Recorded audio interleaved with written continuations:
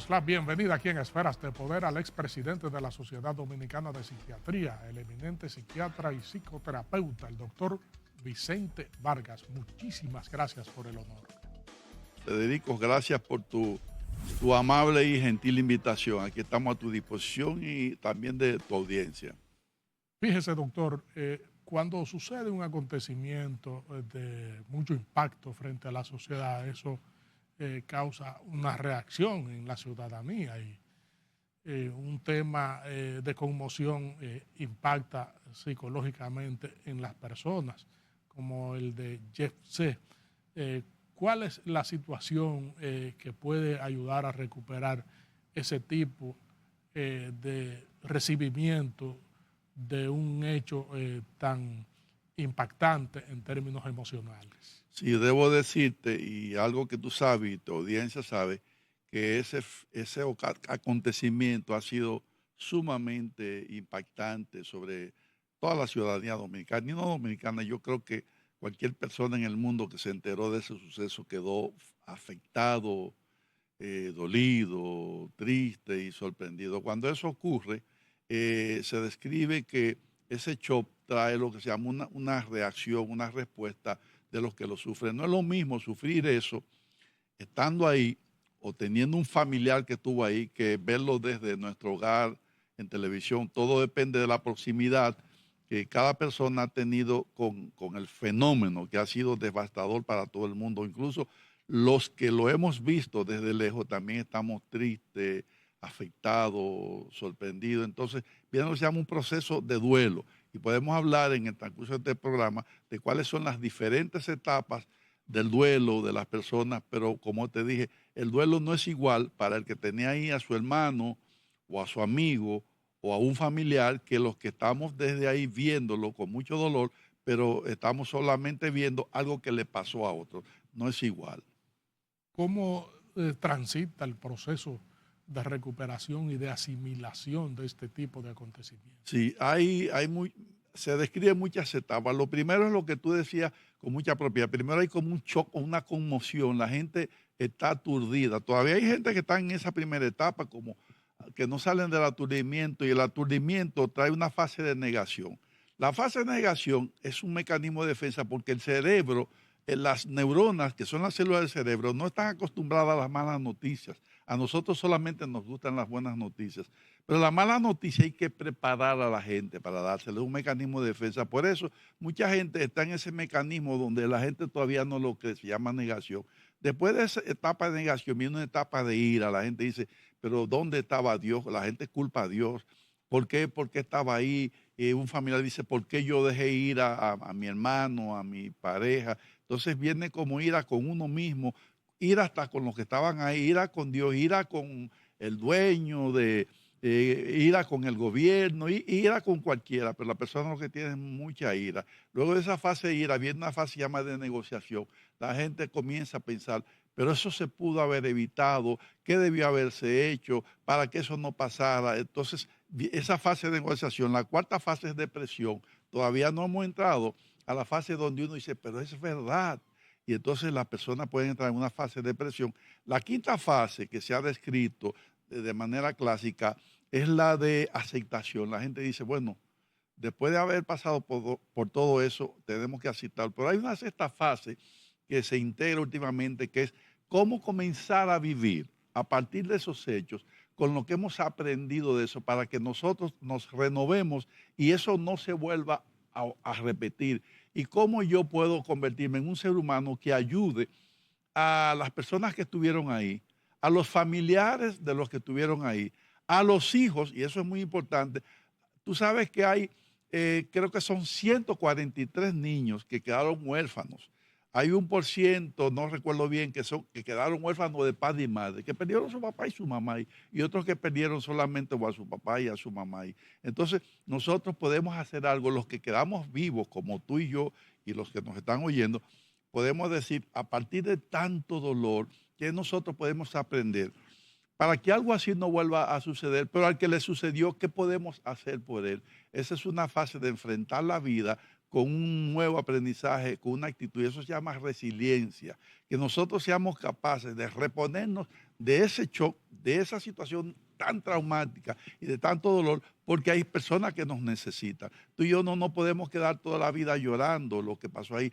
Ahora tenemos que decir, y los hijos que quedaron, la escuela de esos niños, la educación de esos niños, su alimentación, todo eso. Y entonces la ciudadanía y la población, desde el gobierno hasta la abuela o el tío o el padrino o el amigo, tenemos que ir en auxilio de esas personas que estuvieron ahí.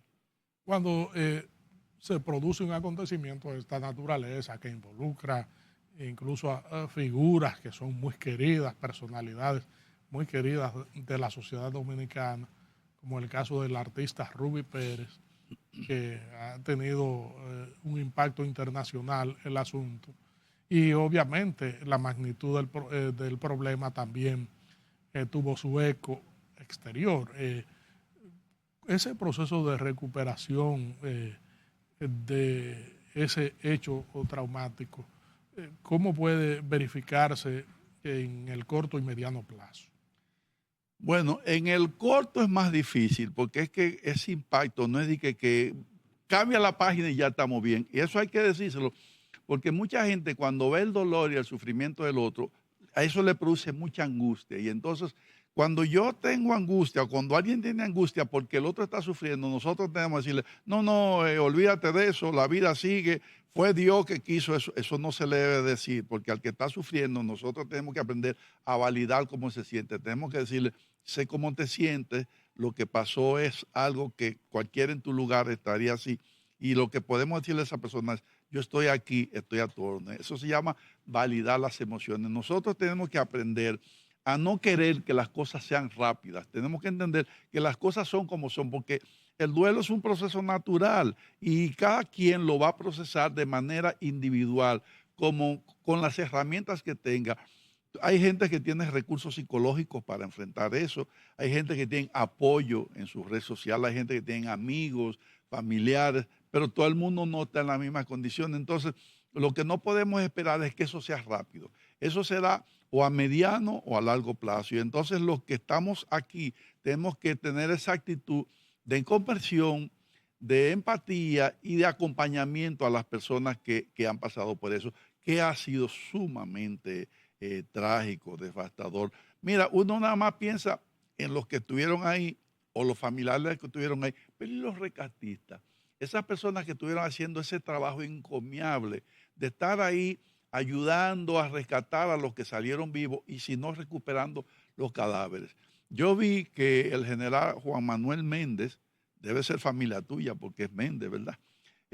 Al final de cumplir con su deber, que lo hizo muy bien, él lloró. Sí.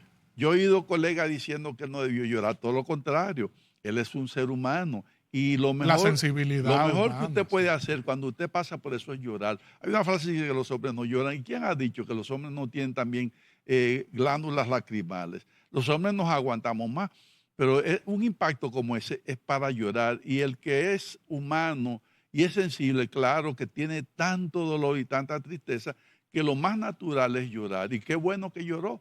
Y mucha gente lo ha visto bien porque quiere decir que él, aunque fuera un militar, él hizo su labor muy bien, es muy humano que él se haya desahogado y haya salido de eso. Por eso tú dices, ¿cómo salir a corto plazo de eso? No, eso se llevará su tiempo y cada quien saldrá de acuerdo a los recursos que tenga y al apoyo que tenga a su alrededor. Así que tenemos que ser pacientes y muy empáticos con las personas que han sufrido esa dolorosa pérdida. Aparte de la eficiente capacidad de respuesta que tuvo este acontecimiento y la solidaridad que tuvo la colectividad y también, tal y como usted lo ha planteado, la respuesta de los rescatistas y el sacrificio, la resiliencia que tuvo ese personal, ¿cómo usted enfoca este tipo de mecanismos de respuesta frente a acontecimientos fortuitos como este? Sí, mira, desde el punto de vista personal, hablamos mucho de resiliencia. Resiliencia es la capacidad que una persona tiene de reponerse del dolor y del trauma para salir, no solamente el sentirse bien, sino en auxilio de los otros. La resiliencia es una capacidad que tiene nuestro cerebro. Hay personas que se reponen rápido, pero se responden porque salen a ayudar a otros. Hay personas que no, hay personas que se quedan en una depresión, llorando y se quedan abatidos. Esas personas necesitan ayuda psicológica porque todos los organismos, todos los cerebros no son iguales. Hay personas que un choque se responden y salen inmediatamente, incluso a ayudar a otros.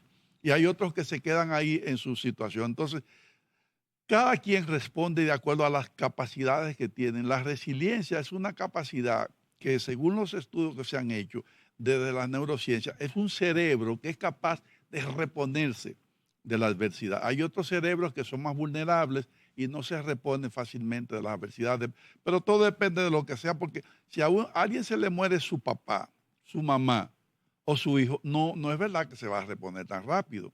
No es lo mismo que se te muere un amigo, un conocido, que te duele, pero tú te repones. Pero cuando es una persona que significaba mucho desde el punto de vista psicológico y emocional para ti, el choque es más fuerte y la respuesta es más difícil. De manera que es un proceso individual que cada quien. Entonces, la resiliencia es el concepto para hablar de cómo vamos a salir a reponernos de eso.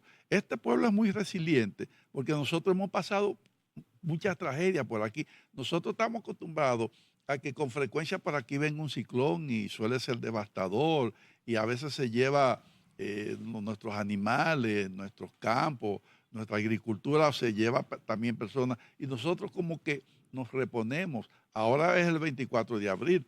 Este pueblo se repuso de una guerra que murieron aquí miles de personas.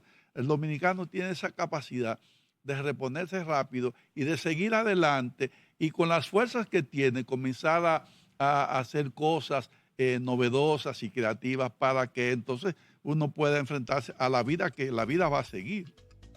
Regresamos en breve con esta interesantísima comparecencia con el psiquiatra y psicoterapeuta, expresidente de la Sociedad Dominicana de Psiquiatría, el doctor Vicente Vargas. Duelo. Acuérdate, decía, la primera etapa es shock o negación y la segunda etapa es ira. Nosotros estamos en esa etapa donde la persona está molesta, airada. Algunos están conscientes que están enojados con lo que pasó, pero hay otras personas que están enojados y no saben que están enojados. Y no saben...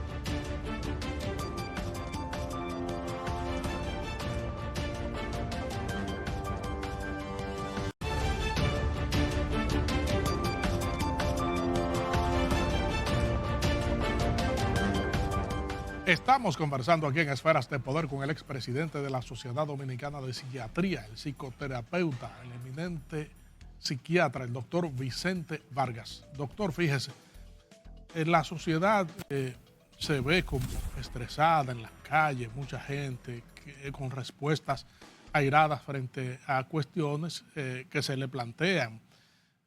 Hay a veces situaciones en que un elemento de conciliación, un ambiente de conciliación termina en violencia, específicamente en los accidentes de tránsito. ¿Cómo se mide ese termómetro social? Es la actitud de algunos ciudadanos que en vez de conciliar responden airadamente en un entorno en donde se necesita solucionar un problema. Sí, tal como te decía Federico, en el proceso de duelo, acuérdate, decía, la primera etapa es shock con negación y la segunda etapa es ira. Nosotros estamos en esa etapa donde la persona está molesta, airada. Algunos están conscientes que están enojados con lo que pasó, pero hay otras personas que están enojados y no saben que están enojados y no saben por qué están enojados.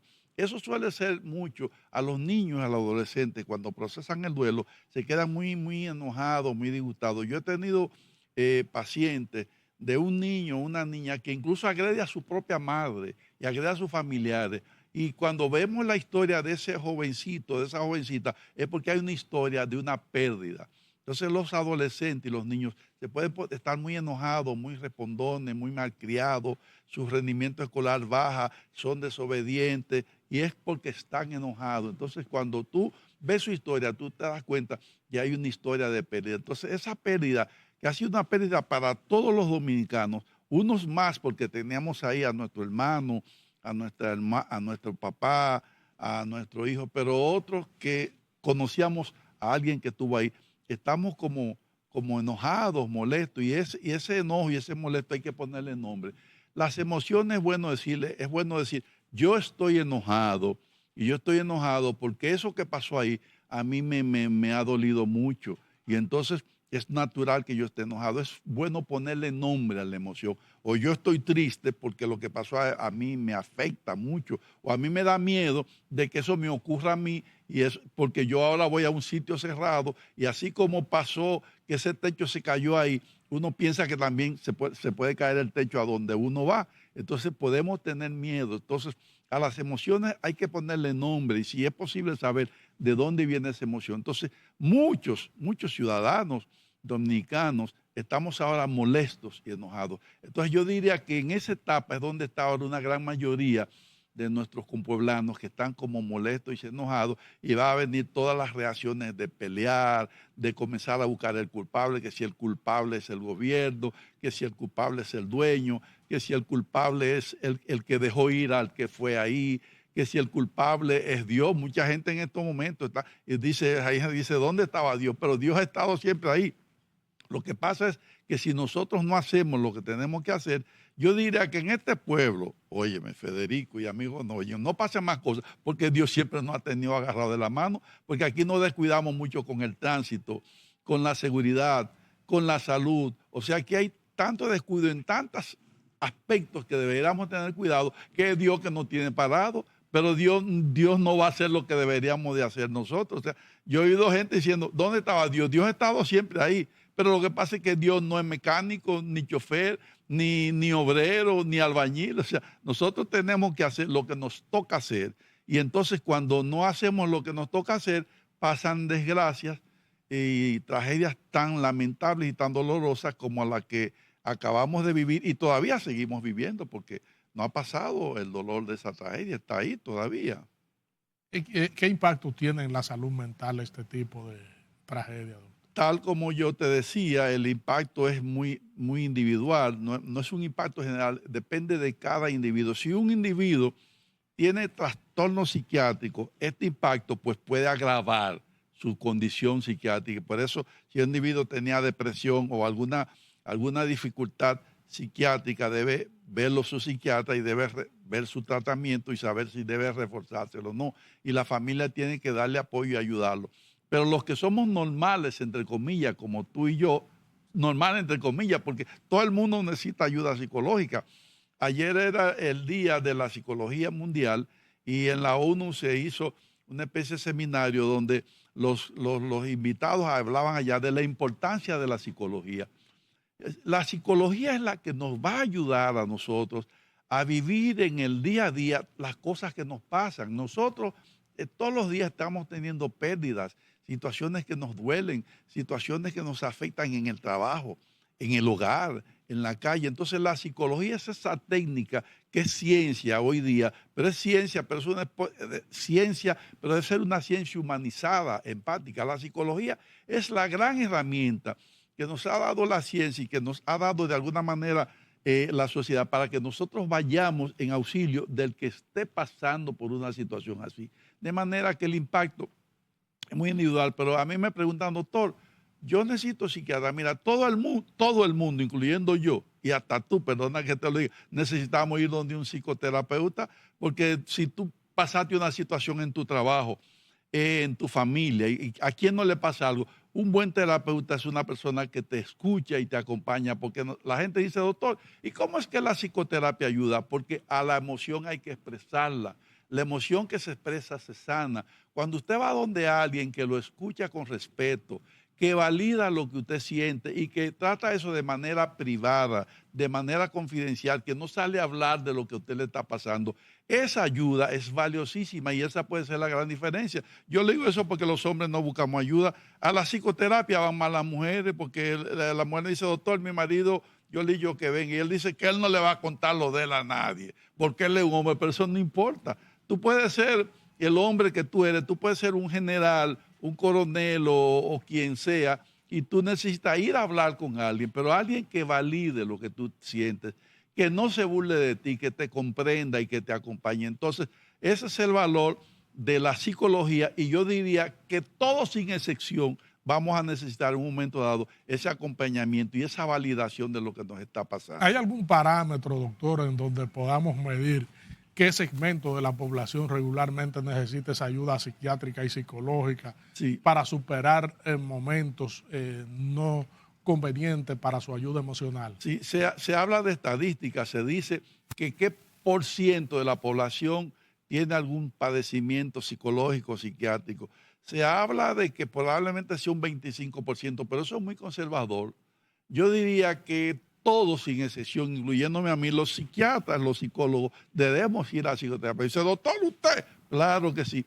Yo siempre le digo a los estudiantes de psiquiatría, cuando le doy clase, digo yo, todo psiquiatra, todo psicoterapeuta debe tener también su psiquiatra, su psicoterapeuta, porque si yo estoy ayudando a otro, yo necesito que alguien me oiga a mí y me ayude a mí. Entonces, hay que quitarse ese estigma que tenemos. Fíjate, la gente se encuentra en la calle con su médico, su neurólogo, su cardiólogo, y dice, este es mi cardiólogo. Pero la gente cuando es su psiquiatra no lo quiere decir, porque la gente no quiere que sepan que yo tengo un psiquiatra. Ya eso pasó, eso se llama la estigmatización. Las personas cultas, los intelectuales y las personas que tienen un nivel académico y social alto, tienen un buen psicoterapeuta. Esos peloteros de grandes ligas tienen su psicoterapeuta. Los grandes empresarios, los grandes intelectuales tienen su psicoanalista, su psicoterapeuta. Y eso es bonito, eso habla bien de la persona. De una persona evolucionada, avanzada intelectualmente y emocionalmente, dice, este es mi psicoanalista, porque donde esta persona es que yo voy para hablarle de mis cosas. Eso habla bien desde aquí. No, aquí todavía decimos, no, porque los psiquiatras son pa' locos. ¿Para qué yo tengo que ir? Yo no estoy loco, pero eso quiere decir un atraso, porque tenemos todavía una estigmatización sobre esa carrera. Por eso tu pregunta es, ¿qué población debe ir al psiquiatra? Las estadísticas dicen mínimo un 25%, pero yo creo que es mucho más que eso, porque ¿quién ahora en este momento no se ha impactado con eso? ¿Y a quién no le haría bien ir a hablar con alguien de lo que siente y de lo que padece y ser escuchado y validado? Yo diría que todo yo ahora necesito ir donde alguien a decirle cómo me siento por lo que pasó ahí. O sea, mi consultorio queda muy cerca del sitio donde ocurrió eso. Y en esos días yo no podía abrir el consultorio porque todas las calles quedaron bloqueadas por ahí. Pero ¿y qué tiene de malo que yo vaya donde un profesional a decirle, doctor, me siento triste, estoy enojado, estoy impactado, tengo miedo de que eso le vuelva a pasar a un familiar, de que me pase a mí? Eso es bonito, eso no tiene nada de malo. El tratamiento, obviamente, de la psiquiatría, tal y como usted lo ha hablado, hay una cultura, un tabú, de que se cree que todo el que se va a tratar con un psiquiatra tiene problemas mentales. A propósito de la situación, eh, ¿han aumentado, por ejemplo, los trastornos mentales o se mantienen estáticos? ¿Cuáles son los parámetros, las cifras manejadas actualmente? Sí, mira, después del COVID aumentaron, la Organización Mundial de la Salud dijo, la segunda pandemia va a ser los trastornos mentales, porque después que pase la reacción del virus y se crearon las vacunas, la Organización Mundial de la Salud advirtió que iban a venir una pandemia de trastornos mentales, iba a haber más personas deprimidas, más personas ansiosas, más personas con adicción al alcohol, con adicción a la sustancia, más personas violentas. Tú sabes que después del COVID aumentó la compra de armas, que mucha gente enfrentaron el COVID comprando armas. Tú sabes que después del COVID aumentaron los divorcios, pues mucha gente lo que hicieron fue que pelearon y se divorciaron. Tú sabes que después del COVID aumentaron las adicciones, aumentó la depresión, aumentó la ansiedad. O sea, los trastornos psiquiátricos después del COVID aumentaron. Entonces, cada vez que viene un impacto como el COVID o ahora mismo lo que está pasando con las guerras mundiales que hay y lo que nos ha pasado a nosotros, viene un aumento de los trastornos mentales. Entonces, sí hay un aumento de los trastornos mentales, de los trastornos psicológicos y de los trastornos psiquiátricos después que pasamos por un evento como este. Y debemos ser empáticos y comprensivos e indulgentes con las personas que sufren esto. No, ¿se manejan algunas cifras, doctor, para medir cuál es la situación? Sí, hay cifras, te digo que hay estadísticas que la ansiedad subió. antes se decía que había un 5% de la población que tenían trastornos generales de ansiedad. La ansiedad es miedo y preocupación, una especie de síntomas como trastorno del sueño, irritabilidad, inquietud, inseguridad, taquicardia, dolores de cabeza, etc. Esas cifras aumentaron. Se dice que de un 5% subieron a un 8, un 10%. La depresión por igual también subió. Y puedo decirte en general, todos los trastornos psiquiátricos que yo te pueda mencionar, ya te mencioné la ansiedad, la depresión, los trastornos de bipolaridad, los pensamientos suicidas y los intentos de suicida, las adicciones subieron enormemente, más personas recurrieron al alcohol, más personas recurrieron al uso de sustancias, psicotropos auditivos, o sea, todos los trastornos psiquiátricos aumentaron de manera significativa, pero no fue una sorpresa, porque la Organización Mundial de la Salud se lo advirtió a la población. Dijeron, después que pase la pandemia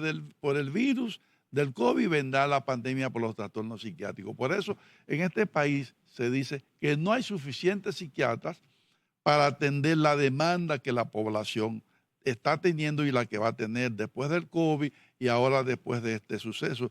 En este país no llegamos a 300 los psiquiatras y la Organización Mundial de la Salud dice que debería de haber mínimo 10 psiquiatras por cada 100,000. Y si nosotros somos 11 millones mal contados, que yo creo que somos mucho más de ahí, entonces, y somos 200 y tantos psiquiatras, imagínate tú, estamos muy por debajo de la cantidad de profesionales y de psiquiatras que deberíamos tener para enfrentar las necesidades que la población va a tener de un acompañamiento o de una ayuda psicoterapéutica o psiquiátrica para enfrentar esta situación tan triste y tan dolorosa. Es decir, que puede verse desbordada la situación frente a las atenciones psiquiátricas que se puedan necesitar. Efectivamente, así es. De manera que no hay suficientes psiquiatras en el país para atender las necesidades que la población está teniendo y que va a seguir teniendo frente a un suceso como este. También hay psicólogos, porque para el acompañamiento del duelo no hay que ser psiquiatra. Un buen psicólogo puede hacer un acompañamiento con el duelo, pero el psiquiatra, la diferencia entre el psiquiatra y el psicólogo es que el psiquiatra es un médico entrenado en trastornos mentales, pero el psiquiatra es el que puede indicar, y a veces hay personas que necesitan medicación porque se complicó su duelo, tienen trastornos psiquiátricos y entonces algunas personas necesitan medicación, algunas personas no tienen que ser medicadas y pueden ser bien acompañados por un psicólogo que tenga un buen entrenamiento en psicoterapia. Magnífica, ilustrativa, orientadora. Siempre hay que tener una persona de la categoría, el perfil, el conocimiento para orientar a la colectividad acerca de estos hechos y que pueden llevar tranquilidad por el manejo de la ciencia frente a una persona como usted, por ejemplo. Esferas de Poder siempre será un canal abierto. Sí, cómo no. Yo me alegro mucho de estar aquí, Federico. Te agradezco mucho tu invitación. Me alegra y me honra venir aquí a Esferas de Poder, un programa que se lleva con esa profesionalidad que tú lo conduces. Gracias por invitarme. Gracias a usted y a ustedes, amigos televidentes, por habernos acompañado en esta interesantísima comparecencia con el eminente psiquiatra, psicoterapeuta y expresidente de la Sociedad Dominicana de Psiquiatría, el doctor Vicente Vargas. Proseguimos con nuestro contenido.